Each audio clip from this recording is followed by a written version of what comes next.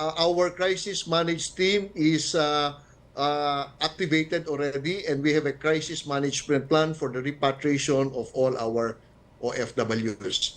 This is in full coordination and support of our embassies and consulates in the Middle East countries. No? Sa ating GCC, kasama po natin dyan, siyempre, ang ating mga PhilCom leaders. No? Tayo po'y nakikipag-ugnayan sa kanila at na-identify na po ng ating MWO yung mga tinatawag na exit routes, no? Kung saan pwede tayong umalis by land, cross border travel dahil delikado po ang air travel ngayon. Kaya na-identify po natin ang pinaka-safe will be a cross-border travel coming from the conflicted areas going to a neutral country na kung saan safe at saka maayos po yung paliparan in terms of international flights. So, aayusin natin yung listahan ng OFWs. Okay. Yung ready for repat, ibig sabihin, fit to travel.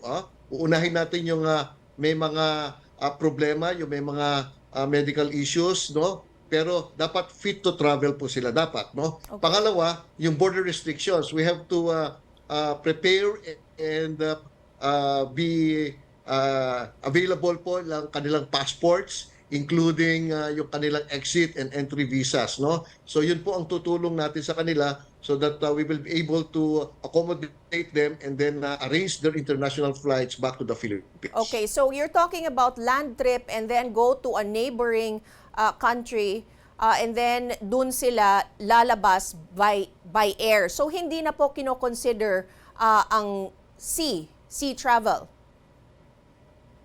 Ang sea travel po kasi delikado, mabagal at hindi tayo secured, no? At syempre, yung pagpunta pa lang doon problema na. And then lalo na po yung pag-alis, no? Time is of the essence pagka ganito pong may crisis. Importante, we move them out of harm's way yung mga seafarers po natin.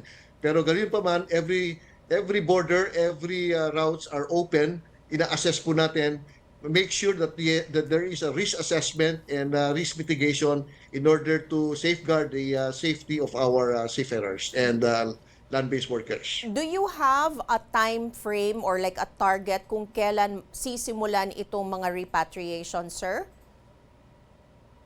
As we speak po, meron na po tayo mga inilipat ng iba't ibang mga hotels and sila po ay safe na.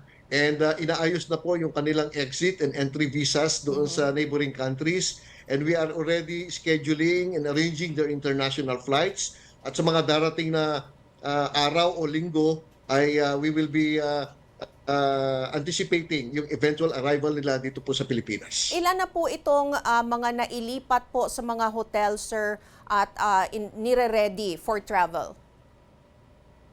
Medyo marami na rin po, no? Ang importante po dito, yung ating mga labor attaché were given the instructions, no, to prepare for this list of ready to fit to travel ng mga OFWs natin, no? At yung hotel accommodation, naayos na rin po. Yung border restrictions, atin na pong na-coordinate.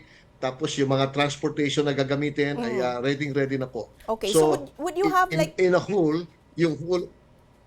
Yes, sir. Go ahead. Yeah. We are doing this in full coordination with the host government, including our agencies, no, na involved dito sa ating repatriation. Okay. So, sir, would you be able to give us a ballpark figure? May estimate po ba kayo? Is it more than a dozen? More than 20? Ang inaasahan po natin dito, nasa 2 digits muna, no? Okay. Because we're trying to evaluate the and assess the risk involved, no? Ayaw po natin ng maramihan kasi ayaw natin na magkaroon ng problema, no?